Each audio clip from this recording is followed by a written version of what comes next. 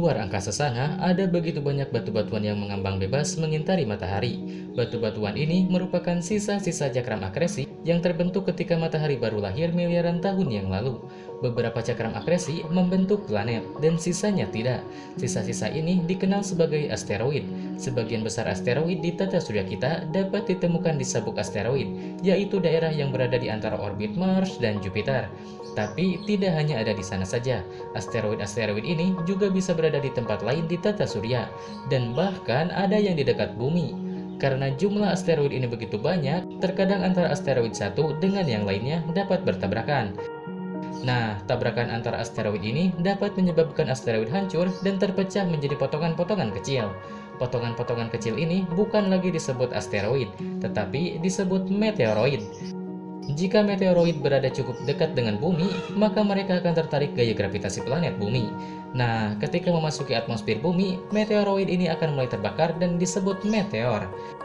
Setiap tahunnya, bumi dihujani puluhan ribu meteor dengan ukuran yang bermacam-macam, dari mulai butiran seukuran kerikil hingga bongkahan sebesar truk. Dari puluhan ribu meteor tersebut, hampir tidak ada yang sampai ke permukaan bumi. Hal ini disebabkan karena kebanyakan meteor hancur ketika bertabrakan dengan lapisan atmosfer. Lalu, bagaimana meteor ini bisa terbakar dan hancur di atmosfer? Nah, meteor ini terbakar karena kecepatan meteor yang sangat cepat.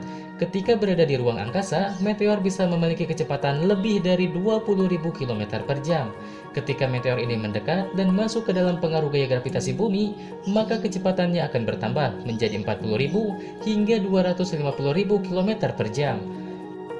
Ketika meteoroid ini masuk ke dalam atmosfer bumi, maka meteoroid ini akan bergesekan dengan partikel-partikel udara yang ada di atmosfer. Gesekan ini membuat meteoroid memanas dan akhirnya terbakar dan disebut meteor. Meteoroid akan mulai terbakar dan menjadi meteor ketika berada di lapisan termosfer, lebih tepatnya di bagian yang disebut Kármán line. Jika yang jatuh adalah meteoroid, maka mereka akan hancur di atmosfer sebelum menyentuh permukaan bumi karena ukurannya yang kecil. Tapi, jika yang jatuh adalah asteroid, maka mungkin akan menyisakan bagian yang akan menghantam permukaan bumi. Lalu, mengapa pesawat ulang-alik dan kapsul ruang angkasa tidak hancur terbakar di atmosfer? Sebenarnya, pesawat ulang-alik dan kapsul ruang angkasa juga melalui proses yang sama.